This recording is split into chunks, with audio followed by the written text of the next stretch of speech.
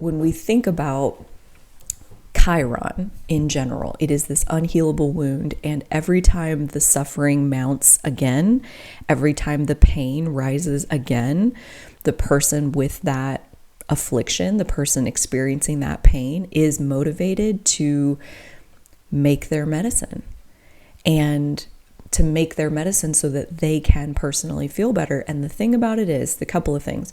Number one, when you have that medicine, then you have it. And like, we can't give to other people what we personally don't have. This is a time where any little piece of ourselves that's hard to look at is just kind of inflamed. Okay, like when we do the dance that other people want us to do, when we wear a mask, when we cover up who we really are, when we go with another person's flow, it's easy to think that you're doing that because you don't want them to reject you.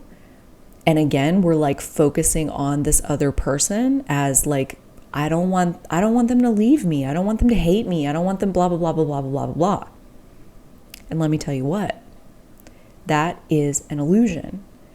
Because when you cover up who you really are, when you put the mask on, when you go with their flow instead of your own, the rejection has already happened, and it was you rejecting you. So many things in the sky that are pointing towards like this cosmic alarm clock that is like ding, ding, ding, like it's time.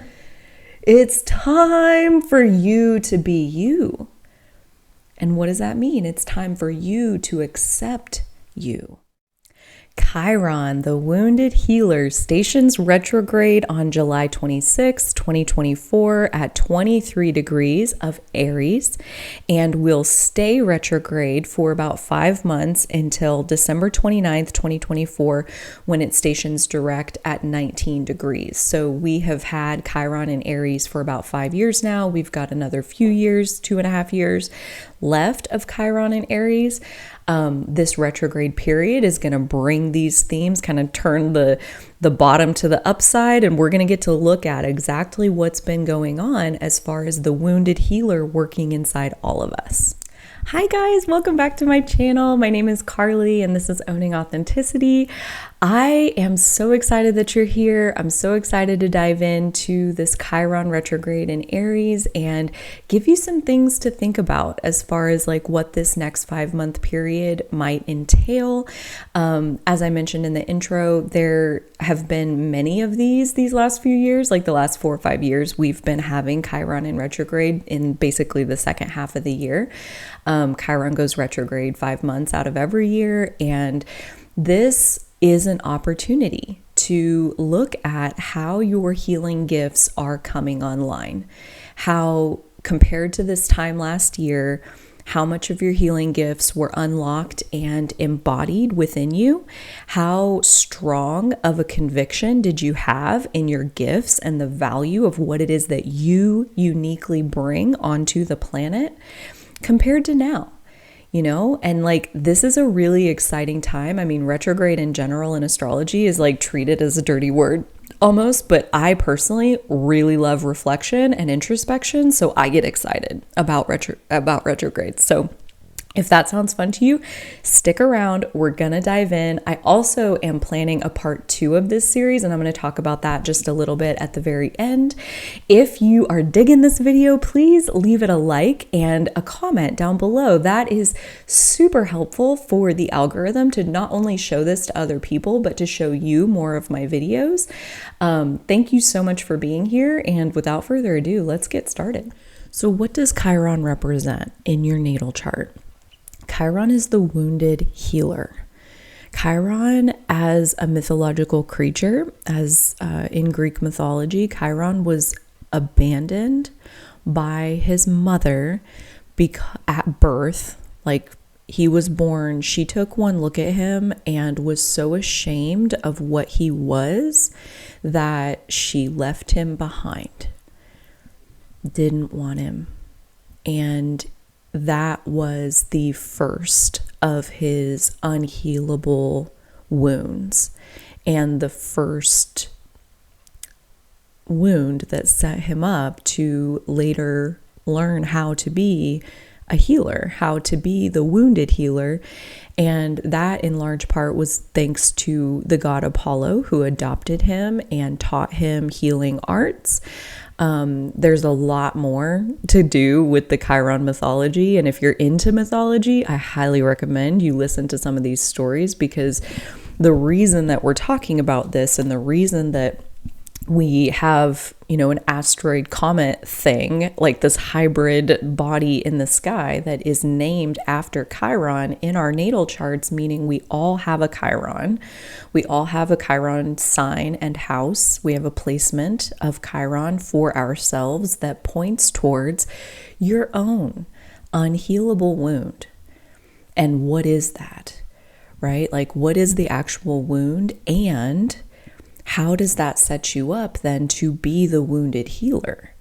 And that's the real question, because just like as a baby, Chiron can't do anything about his mother being ashamed of him and abandoning him. Like, it is what it is at that point. Like, this is what happened, and now what do you do with it? And Chiron as a healer and Apollo teaching him, they work together to figure out how to alchemize that wound, meaning the pain of that wound living in his heart, in this case, how to alchemize that pain into medicine, right? Like, when you suffer from an unhealable wound, a chronic condition, whether that's a physical issue or it's a psychological issue, it's in your emotional body, it's in your spiritual body. We could go down a rabbit hole real quick here of like, these wounds that we're talking about are typically inflicted in very early life. And so if you're somebody who believes in past lives, typically there's a connection between your early Chiron unhealable wounds that you're still carrying today and how those are reflective of those past life experiences, and possibly even those early wounds are a manifestation of the pain you were already carrying. The soul contracts that you had in place before you came here with the people in your immediate family, the teachers at school, the kids at your school, the people in your neighborhood, those people that had access to you in your earliest life, they most likely, if you go down the belief trail of soul contracts, which I very much have an embodied belief in soul contracts, so I'm speaking from that, I believe that we asked these people to help us recreate this unhealable wound. Why? Why would you ever set yourself up with a wound that cannot be healed? And here's the real reason for that, I think. And again, every single one of my videos, I do my best to practice saying, these are my beliefs, this is my perspective, this is not trying to be truth, this is not trying to be gospel, as far as like capital T truth, you must agree with what I'm saying. Like, please take everything I offer you in this video, in every video, and run it through your own system to feel what it feels like for you, to use your inner teacher, listen to your inner teacher, your inner compass of guiding yourself towards what is true for you. But why would we set ourselves up with an unhealable wound? Why would you set yourself up with a source of pain that you will never get away from? And here's my philosophy about that, okay? I'm going to give it to you, because why not? Because I think we are inherently generous creatures. Okay. Like, I believe as well that we are each, every living creature, meaning humans, cats, trees, like blades of grass, every living creature is an extension of God, meaning we are God in human form, meaning we are creators. We are here to create things for what? For the eternal expansion of this universe. Okay, so we're just exploring inside Carly's belief system. Again, you don't have to take any of this. You just leave it here. If it doesn't work for you, that's no problem. But we're here to create. We're here to create that expansion. And what is pain? Like when we bring this pain, this unhealable wound into this conversation, what even is pain? Pain is a charge of life force. Pain is a motivator. Okay, like as a species, we humans are incredibly motivated by pain avoidance. We don't like to feel pain. We often will numb pain as soon as it starts. We will distract ourselves. We will run away. We will eat. We'll drink. We'll shoot up with drugs. We'll go to bed with somebody we don't even know. We'll watch TV for hours or days or months. There's so many ways that we do whatever we can to escape our pain because we don't like pain. Humans are pain avoidant. Again, if you don't buy that, that's no problem. But that's a premise that is very important as far as like this unhealable wound. Because while we may never be able to get away from the wound itself, like it will hurt, it will pulse with pain inside of us for the rest of our lives. And I believe the reason we want that is because when you will turn into the pain, when you will like turn it into sensation, is how I would say that, as far as like come down out of the story of the pain, which is also another way to say come down out of identifying with the pain. The pain is not who you are, it's something you're feeling in this moment.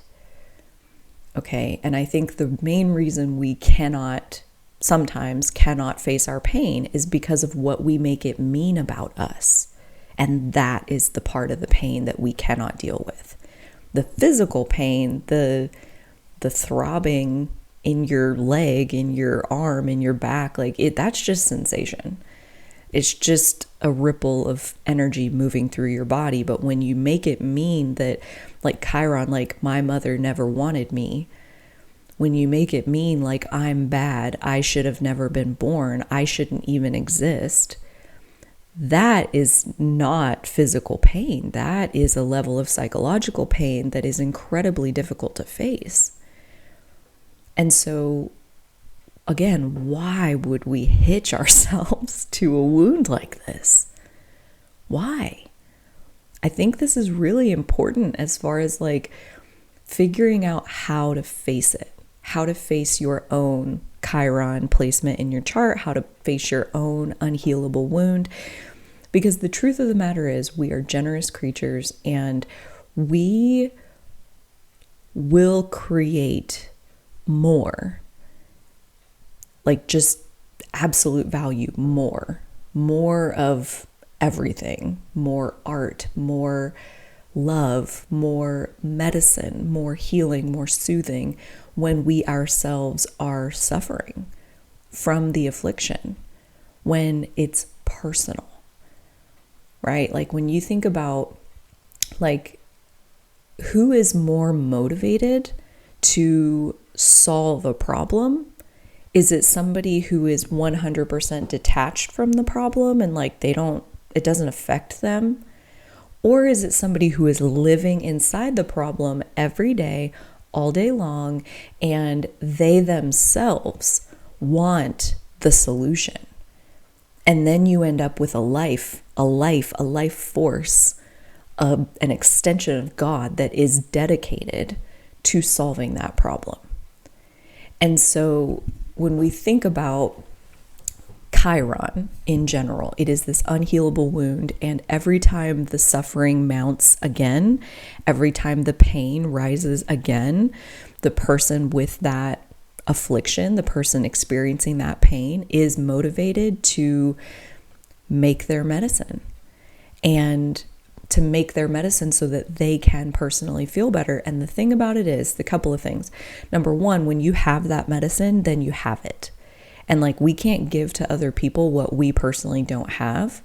So like, you can't help, like, let's say you do have Chiron in Aries, and one of the main pieces of Chiron in Aries is about, like, it's literally just painful to look at yourself. That could be in the mirror, potentially. It could also just be to turn inward and to be with yourself and be with your desires. Think about your patterns, look inward at your wounds, look inward at your past, look inward at your sense of self, look inward at what you really want and what turns you on, what lights you up. Like, these are all very painful areas to look at, because the wound is actually situated inside your sense of self itself. So it's a very pervasive wound, and it's actually really interesting.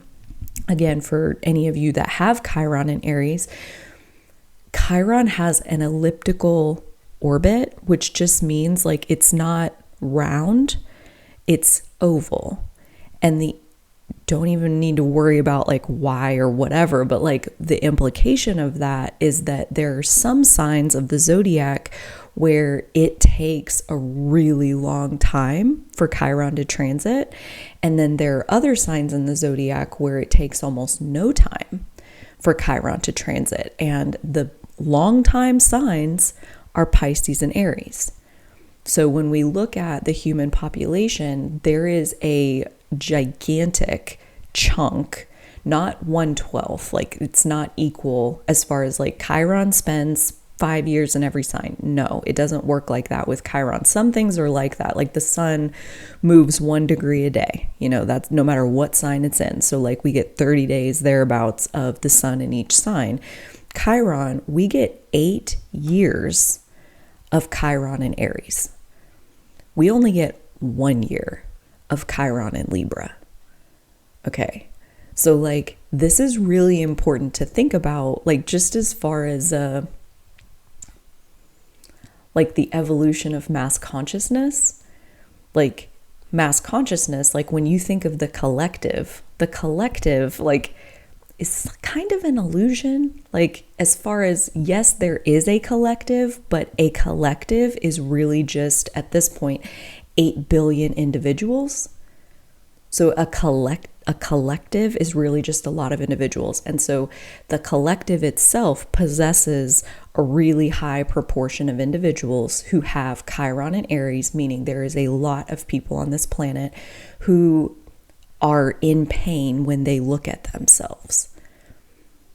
That's naturally something difficult for them to do. And here's the thing about it, is like those are some of the people who are most motivated to figure out, how do I look at myself? How do I create a life that actually works for me when it's the most painful thing to look at me, to think about me?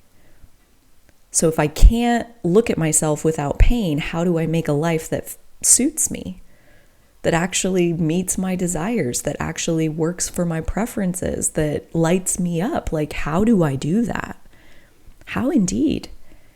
Like anybody with Chiron and Aries who is even remotely living a life that suits you to a T, that is like built for you, I just got to give you like a giant kudos, because the level of pain that you have had to not only tolerate, but alchemize and soothe to be able to get to where you are is like incredible. And one of those things where like nobody is ever really going to know the strength that it took to get to where you are today.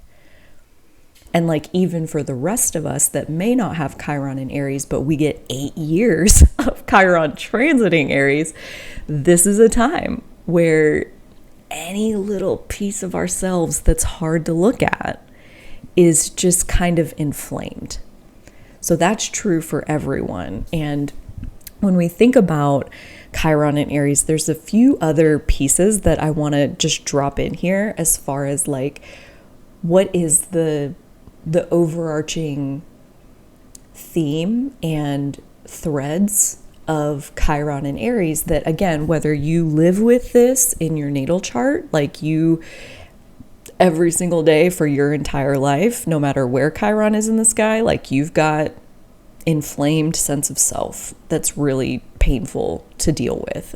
Or you're one of the rest of the collective that has Chiron in a different sign, and during this 8-year period, we have Chiron in Aries for like another few years. Like we still have like 2.5 years left of Chiron in Aries. So like we're on the home stretch of the 8-year period, but at the same time, like we're not exactly at the light at the end of the tunnel just yet. But this Chiron retrograde period, this 5 months of Chiron being retrograde in Aries and moving backwards over a few degrees that it's covered this year so far, that's going to be like taking stock of just how far you've come and how far you've come in what. Like, what are we looking for? So here's a few things to look for. Number 1, yourself shining through. Like you see more self in your life. Like when you look at what your life is, and when we think about life, like your day to day, you wake up in the morning and then what? You move into the next part of your day and then what? Right? We get towards the end of the day, it's the evening. What does that look like? Right? Like how much is pointed at self? How much revolves around self and what self wants? And how much, like the opposite of Aries, like the opposing sign, the sister sign of Aries is Libra. So when we think about like your day to day and self shining through, the opposite of that is that everything in your life revolves around another person that's not you. So this could be your kids, it could be your partner, it could be your business, it could be your grandparent that you take care of. Like it could be anything that isn't you. So when we think about self shining through and these next 5 months of like really getting clear on like, think about this time last year and how much self was present in your life compared to other, like how much of your focus went towards others compared to how much of your focus went towards yourself.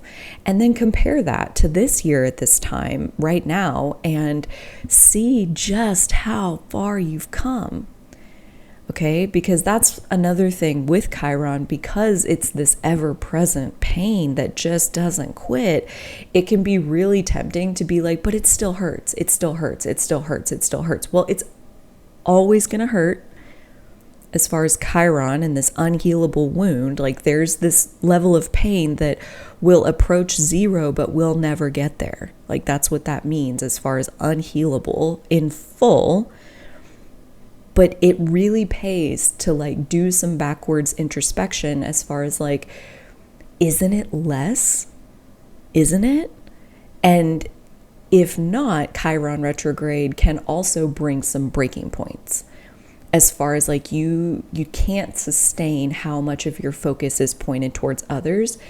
By leaving all your focus on others, your needs are not being met. That's the danger of focusing only on others, is like, take care of them, take care of them, take care of them, take care of them, take care of them. And meanwhile, you've got like lights on your dashboard that are like low fuel, check engine, starting to overheat, like check temperature. Like you've got all of these different signals that are happening inside of yourself that we should probably put some fuel in the tank. We should probably take this to the mechanic. We should stop for a minute and do some maintenance on self. But when we are 100% focused on others, those things aren't getting done proactively. And then you have a reactive situation where, number one, you're kind of like filling a volcano inside yourself. So potentially you're exploding onto relationships and creating collateral damage that you would never on purpose do that. But probably more likely, again, when we focus on others, we're even trying to keep the explosion off of them. And all that means is that it's an implosion, meaning there's a mental health crisis of some kind, there's a physical illness of some kind, there's a hospitalization even. So the danger of not focusing on self is that the needs go unmet and then they become emergencies. So Chiron retrograde is like, there's kind of 2 ways it can go. Number one, you get really clear on like, wow, look at what I've done with my last year. Like, my life at this point is such a more clear reflection of who I really am. And there's like a celebration of that. And that can be really beautiful. And like getting clear on like, right, like what medicine did you have to make to get here? Probably a lot. Probably way more than anybody's ever going to be able to give you credit for. So please give that credit to yourself, okay? The second way it can go is that there's a breaking point of like the way you've been focusing on others is no longer sustainable. Your body, your mental health, your spiritual health, like something is going to crack. And at that point, it's no longer optional of like, do you continue focusing on others or do you focus on self? You lose the option. It now becomes required and like for your own survival that you have to focus on you. And at that point, that is obviously the more difficult situation, because the thing about it is like when you lose your option, the only reason you were focusing on others in the first place is because it was easier, it was less painful. So then you have that ripped away and you can only look at yourself, but you haven't built up any muscles or built up any medicine in your cabinet for how to look at self and soothe the pain that comes with that. So you're just like thrown into the deep end of the pool pain-wise. And I wouldn't wish that on anybody, but like I also wouldn't be surprised if there are breaking points that happen towards, you know, as we get further and further into this. Especially, I'm going to go through this later, I think, but especially as we get to October.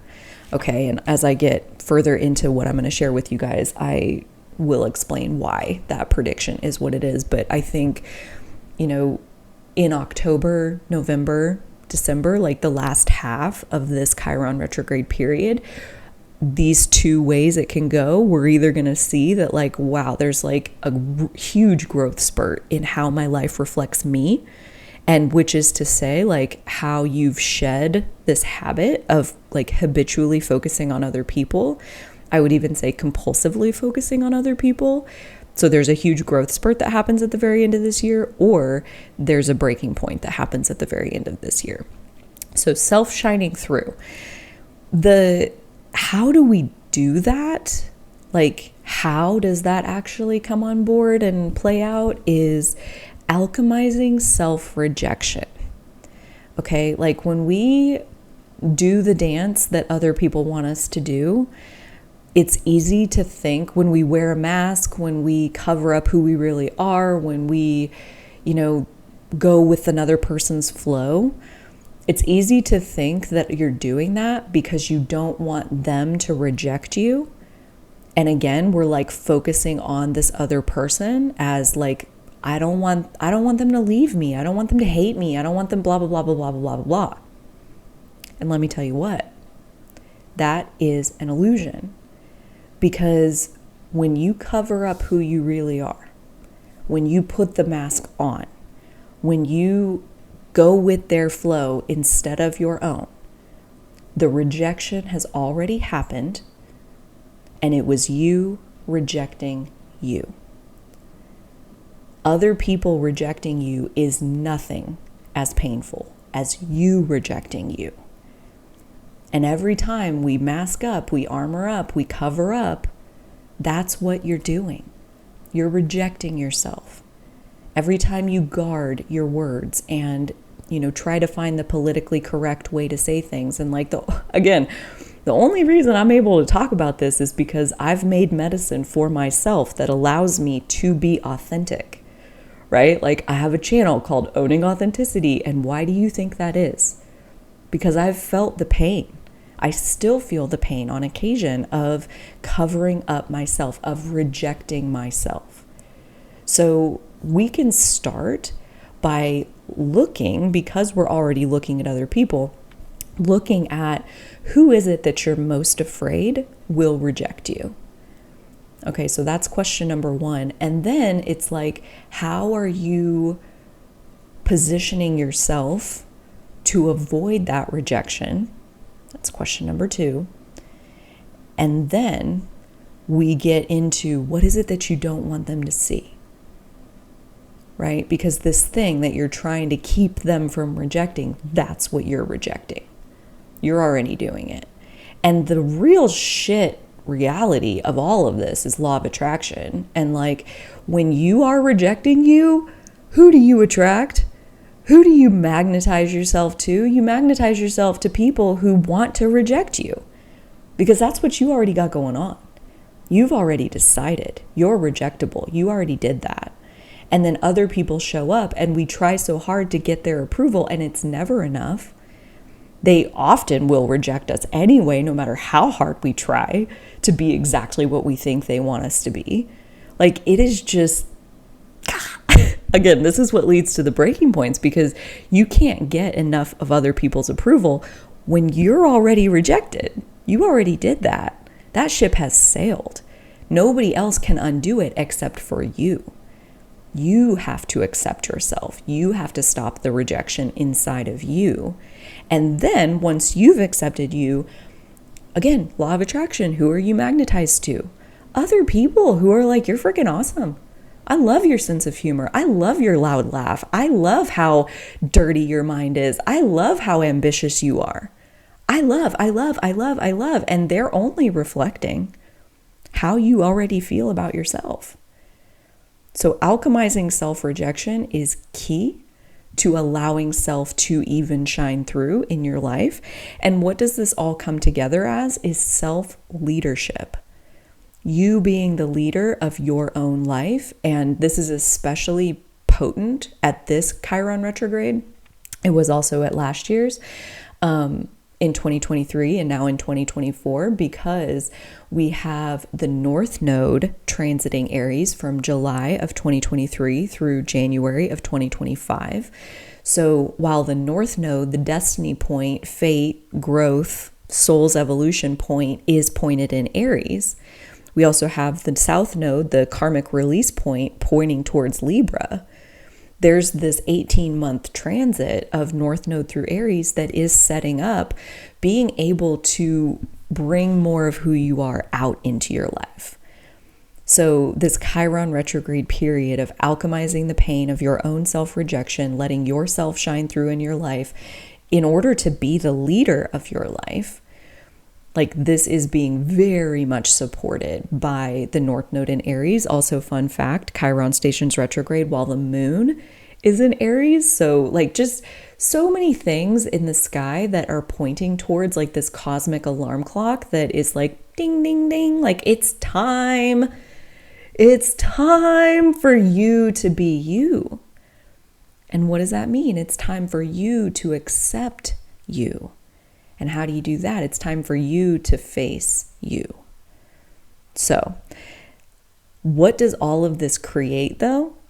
An expert medicine maker. All right. And like, when we think about expert medicine maker, when we think about like just even a medicine, how valuable is a medicine that doesn't even work? Not very. How valuable is a medicine that takes a really long time to work? Not very. How effective is a medicine that only works for a very short amount of time? Not very.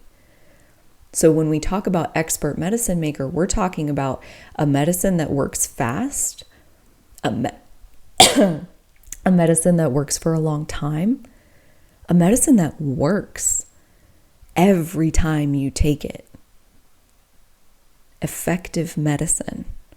Okay, so like, to even spend some time on, especially for those of you with Chiron and Aries, but really any of us can be doing this contemplation, spend some time around what is the medicine, right? This is very much a metaphor. What is the medicine that allows you to focus on yourself? And one piece that I would offer that is my own medicine that helps set me up for this is like, always in the right place at the right time. Always in the right place at the right time. Like, divine timing is always in effect. So if something happened where, like, one of the pieces of myself that is often inflamed, that I have a hard time facing, is believing that I am harsh or cruel or destructive. And some of you that have watched my channel will be like, what the fuck is she talking about? Like, It doesn't have to make sense to anybody else for it to bother you and hurt you and be this painful wound that never really heals. And like, we can trace it back to my childhood and we can find the roots of it. But what I've come to see is that divine timing is always in effect. So if I said something that was particularly hurtful, if I, like snapped at somebody, if I made a choice that hurt someone, divine timing is always in effect. Like, I wouldn't have been able to do that if it wasn't in divine timing, if it wasn't in the highest good of the all. Another one that helps me soothe this in myself is this idea that my spiritual support has taught me, where they have taught me a lot about the difference between necessary harm and unnecessary harm. And again, this is just a belief that I have, that like when I really start to beat up on myself about like, I think I hurt that person's feelings, I think I upset them, I think I said something that triggered them, I think, like whatever it was that like myself shined through, and I think it hurt somebody. And they have spent almost 2 years now teaching me about necessary harm versus unnecessary harm. And necessary harm is like, imagine a pasture that is like really splotchy and like the grass is kind of patchy and like it doesn't really like grow very tall. Like it's pretty lackluster in terms of the nutrients of what's growing up out of that pasture. Every few years you would light it on fire. You would just burn it down. And what happens is the ash from the burned down what was there sinks back into the soil. Those nutrients are reclaimed and reabsorbed by the soil. And then bam, what grows out of that soil next, much greener, much fuller of it has more available nutrients to it to even be able to grow something that contains better nutrients. And like in the production agriculture industry, like with cattle that you would put out to pasture in the summertime, you would actually pay more for a pasture that has been burned and like has that better grass on it, because cattle are going to gain weight faster, which is your goal. What you're trying to get them to do is put on their weight. And you would pay more per acre for a pasture that has been harmed, that has been burned, so that it can regenerate. Like one more belief that I'll give you, and this one just came out of my mouth yesterday, but it's been forming inside me for a long time now. Destruction is not destructive. Okay? Like as far as, again, like when I feel like I've hurt somebody, I believe, and this is part of my medicine that I give to myself, destruction is not destructive. It's regenerative. It's regenerative. Like this little story. I used to have to go to my brother's house to use their internet. Long story short, it was wintertime. They have a fence row right next to their driveway. When it would snow and the wind would blow, it would like basically drift the up against that fence row, and it would end up drifting the driveway shut. And so my brother had a 4-wheel vehicle, and he was going in the yard, like next to the driveway, but out far enough to where he could make it up to the house. And when the snow melted, you could see there's like all of these really ugly, muddy tracks like in their yard. I'm like, oh my God, like look at what he did to his yard. This is awful. Where do you think the grass grew the thickest and the fastest and the fullest and the greenest? Like you can still see those tracks in his yard because they have the best grass in his whole yard. Destruction is not destructive, it's regenerative. So I'm going to leave it right there for today. I would love it if you could like this video. I would really enjoy getting to see your comments down below and anything that really sparked some energy, moved some energy for you. There's also a link to get on my mailing list if you want to stay in the loop. I just finished offering a free event called Formula for Fulfillment. So like if you want to be in the loop for the next time I do a free event, which will be inevitable at this point, go ahead and hop on my mailing list. I really, really appreciate you hanging out with me. I do have intentions to release a part 2 on this series because I want to talk about all of the Well, I want to do a comparison between the astrology of Chiron retrograde, the human design of Chiron retrograde, and the gene keys of Chiron retrograde, okay? And I want to compare it to some other retrogrades that we have coming up this year, as far as Mercury retrograde, that is also starting very soon at the time I'm releasing this one.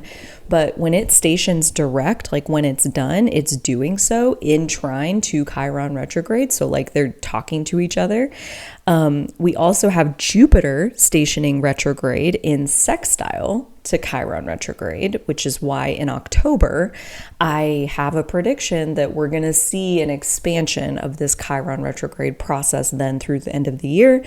And then lastly, we have another Mercury retrograde in November that's happening in Sagittarius. It's very interesting to me that we had early in 2024, we had a Mercury retrograde in Aries. And then this next one is starting in Virgo, but going back into Leo. And then the one at the end of the year is in Sagittarius, and Aries, Leo, Sag are the fire signs. So we have this like Mercury reprogramming, reprocessing our thinking, integrating this sense of self into our belief system, into how we create, how we allow our life force energy to flow.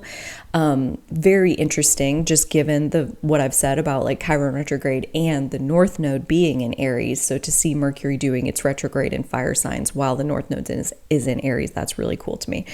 So yeah, I have some notes here around the human design gates where Chiron is stationing retrograde and going back into a different gate, and then taking that human design gate on into gene keys and like looking at them it's the same, like human design gate 42 is the same thing as gene key 42, but like looking at Chiron retrograde through the lens of human design and gene keys. So if that's something that you're like really looking forward to, definitely like this video. Definitely leave me a comment letting me know that you want to see that next one. And that just gives also the algorithm that much more of a shot of showing you that next video when it's available.